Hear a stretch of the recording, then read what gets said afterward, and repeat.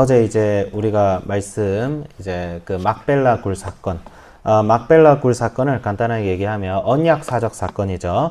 아브라함은 하나님으로부터 세 가지 약속을 받았습니다. 이 땅을 너에게 줄 것이다. 너의 후손이 해와 달과 별과 같이 많아지고 한 민족을 이루게 하고 너는 모든 이방 민족의 복의 근원이 될 것이다. 라는 것이 하나님께서 아브라함에게 주신 약속이지만 아브라함은 살아 생전에 그 약속의 성취를 보지는 못했어요. 하나는 봤어요. 이삭이 태어난 것은 봤어요. 그러면 아브라함에게 이삭은 뭐예요? 하나님께서 자신을 통하여 한 민족을 이루게 하실 것이라는 그 약속의 증거가 되었죠. 그렇다면 막벨라 굴은 무엇의 증거가 되는 거예요? 아직은 아브라함이 이방인으로서 거류하는 자로서 나그네로서 외국인으로서 살고 있는 이 가나안 땅이 언젠가는 자기 후손들이 차지할 약속의 땅이 될 것이다 라는 그 약속의 증거가 바로 막벨라 굴입니다. 예. 그리고 그 막벨라 굴에 요셉의 묘도 있고 거기에는 아브라함의 묘도 있고 그 막벨라 굴을 중심으로 해서 하나님은 자신의 구원의 역사를 이루어가고 그 구원의 역사에 참여자, 구원의 역사를 이루어가는 수많은 믿음의 사람들, 믿음의 사역자들, 하나님의 제자들 중에 사실 사라가 있는 거죠. 예, 그런 사라가 있죠. 근데 그리고 목사님께서 사라에게 많이 꽂히셔가지고 저 깜짝 놀랐어요. 우리 목사님이 여성 신학자가 되셨나 약간 깜짝 놀래가지고 그래가지고 근데 왜냐면 이거 이렇게 해석하시는 분들이 계시거든요. 계시는데 이제 조금 그래서 깜짝 놀랐어요. 근데 굉장히 인사이트가 높은 그런 이제 그 해석을 해주셨고 그 연장선상에서 24장을 볼 필요가 있습니다. 24장은 뭐예요? 이제 세월이 지났어요. 이제 아브라함은 이제 돌아가실 나이가 됐는데 이삭을 장가를 보내야 되는 거예요. 그게 뭐냐면 단순히 뭐 장가를 어떻게 보낼 것이냐 그런 내용이기 이전에 이삭이 누구하고 장가를 들어서 후손을 이루느냐에 따라서 하나님께서 아브라함에게 하신 그 약속의 연장선상이 이루어지는 거예요. 그러니까 이삭의 결혼은 단순히 그냥 남녀가 만나서 결혼을 해서 가정을 이루는 그런 것이 아니라 우리 모두에게도 해당이 됩니다. 하나님께서 우리에게 가정을 허락하신 이유가 뭘까요? 그것은 그 가정을 이룸으로써 행복하고 은혜롭고 그 다음에 뭐예요? 삶으로 충만한 그 가정의 공동체를 통해서 하나님께서 이 세상을 구원코자 하시는 거죠. 그러니까 가정은 하나님의 구원 공동체입니다. 그 구원이 어디에서 먼저 일어나는 거예요? 하나님께서 허락하신 그 가정 안에서 남편과 아내가 서로 사랑함으로써. 우리의 구원의 방식은 서로 사랑함으로써입니다. 예수 그리스도의 십자가의 사랑이 그 공동체에 맺어져서 서로 사랑할 때 그것이 하나님 나라의 역사로 이어지는 거예요. 그래서 관계 따로 있고 사역 따로 있고 그런 거 절대 아닙니다. 이게 오늘 뭐 한국교회 비판하는 게 아니고 많은 사역자분들 제가 보면서 느낀 이 최대 비극이 뭐냐면 사랑과의 관계와 사역을 분리해서 보는 거예요. 그러니까 이거는 세상적인 방식입니다. 세상은 일과 사람의 관계를 분리해요. 그래서 일을 잘하기 위해서 사람을 갈아버리죠. 예, 일반 직장이나 이런 것에서.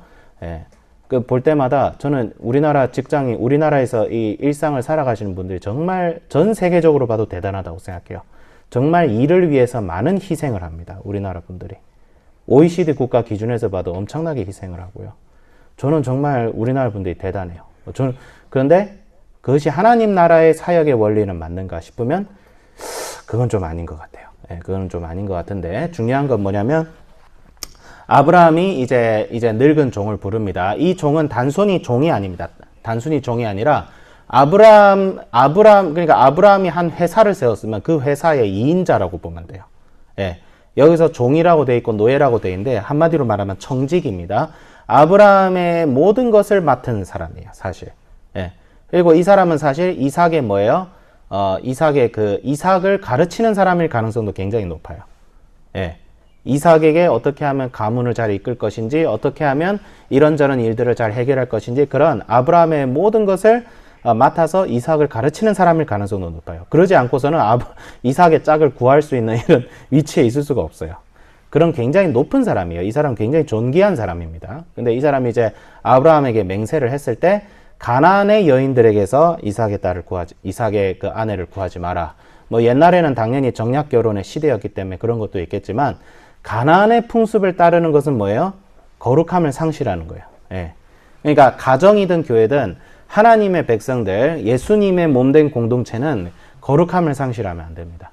그래서 결혼을 할 때, 물론 연애도 좋지만, 연애 이유를 좀 생각을 해봐야 돼요. 우리 여학생들, 남학생들, 좀 들어주시고, 뭐, 저도 결혼 안 해서 이런 걸 가지고 너무 그렇게 얘기를 할 자격은 없지만, 중요한 건 뭐냐면, 믿는 사람하고 사귀는 게, 애프터 효과가 좋습니다. 예. 그 당시도 좋긴 한데, 연애할 때랑 결혼할 때가 조금 스테이지가 다르거든요. 살짝 좀 달라요. 예, 제가 이건 제 얘기가 아니고 제 주변 분들 얘기가 다 그랬어요. 예, 그때는 이해가 좀 안 되는데 지금은 살짝 이해가 될 것 같아요. 그렇기 때문에 연애할 땐 좋아하는데 결혼할 때는 그것이 부각이 됩니다. 특히 뭐가 부각이 되냐면 신앙의 유무가 엄청나게 부각이 되기 시작할 거예요. 예, 그렇기 때문에 믿는 사람과 사귀는 게 좋습니다. 좋아요. 근데 중요한 건 뭐냐면 이 창세기 24장은 단순히 믿는 사람하고 결혼해라 그런 스토리가 아니에요. 그거는 부주제입니다. 메인 주제는 뭐냐면 바로 맡은 자에게 구할 것은 뭐예요? 충성됨이에요. 그러니까 우리가 주목해야 될 것은 하나님의 이 구원의 언약 아래에서 이 종이 얼마나 충성이 되었는가. 예, 충성되다라는 말은 두 가지로 될 수가 있어요. 하나는 주인의 뜻을 시행하는 것이고 두 번째는 주인의 뜻을 끝까지 시행하는 거예요. 그래서 예수님도 수가성의 여인에게 복음을 전한 이후에 뭐라고 하시죠? 나의 양식은 나를 보내신 자의 뜻을 행하는 것이다. 그래서 완전히 이루는 것이다. 그것이 예수님이 제자들에게 말하는 이게 나의 먹을 양식이다 라고 했어요. 그러면 늙은 종의 지금 양식은 뭐예요? 늙은 종에게 정말 필요한 것은 자기 주인인 아브라함이 명했던 대로 뭐예요? 가나안 땅이 아니라 아브라함의 친족에게서 얻은 여인이 여인이 스스로 동의해서 자신의 본토 고향의 집을 떠나서 아브라함이 있는 곳까지 올 수 있는 사람이었어야 됐어요. 그러면 리브가는 어떤 사람이에요? 단순히 장가를 잘 간 사람이 아니라 리브가는 사역자입니다. 리브가는 사명자입니다. 리브가는요, 단순히 그냥 이삭에게 장가 잘 든 사람이 아니에요. 그렇게 축소시키면 안 돼요. 리브가는 사실 굉장히 대단한 사람입니다. 나중에 보면 알겠지만 이삭이 왜? 와.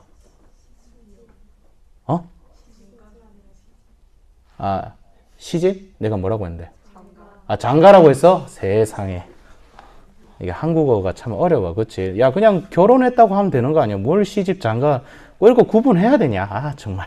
어쨌든, 제가 한자를 몰라서요. 죄송합니다. 어쨌든, 뭐 시집이든, 결혼하러 갔다고 하자. 그래. 결혼하러 갔어요. 예, 결혼하러 갔는데, 그게 단순히 그냥 결혼하러 간 것 이전에 리브가는 파송된 겁니다. 부름을 받고 파송이 된 거예요. 리브가는요, 굉장히 대단한 사람입니다. 나중에 이삭하고 결혼하는데, 하나님께서 리브가에게 환상을 보여주셔서 야곱과 에서의 운명을 얘기하게 하십니다. 그 말은 뭐예요? 하나님께서는 하나님의 뜻대로 역사하신다. 그러니까 옛날 고대인들처럼 혈통에 따라서 장남을 뽑는 거. 그 우리나라 풍습과 이스라엘 풍습이 좀 비슷하거든요. 근데 하나님은 혈통에 따라서 사역하시는 분 아닙니다. 하나님은 혈통과 DNA에 따라서 사역하시는 분이 아니에요. 하나님은 그분의 주권적인 역사로 사역하십니다. 그래서 장남이 아니라 두 번째를 언약의 계승자로 쓰신 거예요. 예, 혈통이 아닙니다. 근데 이제 이삭은 세상적인 방법으로 하려 했던 걸 리브가가 확 꺾어버리죠. 예, 남편도 속여요. 하나님의 뜻에 불순종해? 우리 남편을 속여야겠다. 그래서 이게 좋은 건 아니지만 이제 야곱 막 그렇게 하고 그런 거. 이제 리브가는 굉장히 강단이 있는 사람이에요. 사역자예요, 사역자.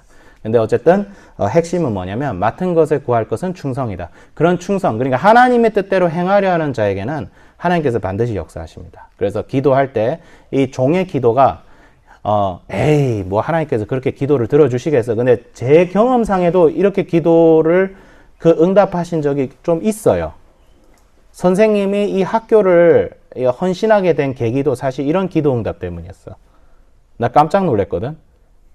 무슨 기도원 기도 응답 받듯이 받아버려가지고, 이거를 연속해서 받으니까, 하나님 살아 계셨구나. 근데 왜 나 안 하고 싶은데 갑자기 이렇게 역사를 하시고, 예. 이게 보통 목사들이 부름받을 때 공통 현상입니다. 난 안 하고 싶었어. 근데 자꾸 부르시네. 이렇게.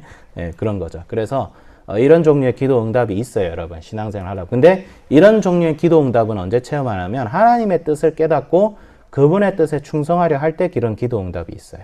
예. 종의 기도 응답은, 종은 무엇을 위해 기도한 거예요? 하나님이 세우신 종, 하나님이 세우신 그 아브라함의 아브라함의 그것이 온전히 이루어지기 위해서, 온전히 이루어지도록 기도한 거죠. 그랬을 때 하나님께서 바로 응답하시죠. 바로 응답해서 리브가를 세우시고 그 리브가를 통해서 하나님께서 그 뜻을 행하게 하십니다. 그래서 우리도 맡은 것에 충성된 사람이 돼야겠다. 맡은 것에 충성된 사람이 돼야겠다. 그래서 하나님의 뜻을 깨닫고 그분의 뜻을 온전히 실천하는 거. 여러분들이 이제 우리 학생들 내일이 되면 다 집으로 가죠. 집으로 가는데 중요한 거 뭐냐면 내가 집에 있든지 학교에 있든지 어디에 있든지 간에 하나님께서 나를 부르신 목적이 무엇일까? 여러분들이 이 학교에 온 목적은 이유가 있어요. 근데 그 이유를 여러분들이 알 수도 있고 모를 수도 있어. 근데 하나님께서 여러분들을 여기에 부르신 것은 분명히 목적이 있어요. 여러분 서명하고 왔죠. 그러니까 여러분의 결단이 사실 나중에 이 말씀 후기에 나오지만 리브가의 결단이야. 즉각 합니다. 그런 결단을 내리고 하나님의 뜻을 이어가는 그 삶 속에서 이어가는 사람이 우리 모두가 되자. 맡은 자의 구할 것은 충성이다. 하나님의 뜻에 충성된 사람이 되자. 이게 오늘 본문이 우리에게 오늘날 주는 교훈이 아닌가라고 정리를 해보겠습니다. 기도하겠습니다. 거룩하신 하나님 아버지 주여, 맡은 자의 구할 것은 충성이라고 로마서의 사도 바울이 얘기했듯이 주님, 저희들이 맡은 것에 충성하게 하여 주옵소서. 주님께서 우리에게 맡겨진 것이 무엇인가? 주님께서 우리를 이 땅에 지금 이 순간 이 시대 가운데 세우신 목적이 무엇인가를 먼저 깨닫고 그 목적에 충성된 삶을 살아가게 하여 주옵소서. 그 목적에 충성된 삶이 가정의 형태로, 교회의 형태로, 또 무엇보다 직장의 형태로, 내 삶의 현장에서 이루어지는 형태로 온전히 이루어지게 하여 주시옵고, 주님, 그럴 때에 우리가 주님의 뜻을 위하여 하나님의 뜻을 행하려고 할 때에 주님께서 그 기도에 응답하시고 그 기도에 역사하시고 우리를 통하여 주님의 선하신 역사가 일어난 그 놀라운 일들이 경험되어지게 하여 주시옵소서. 감사드리며 예수 그리스도의 이름으로 기도드립니다. 아멘. 감사합니다. 오늘 하루도 승리하시기 바랍니다. 할렐루야.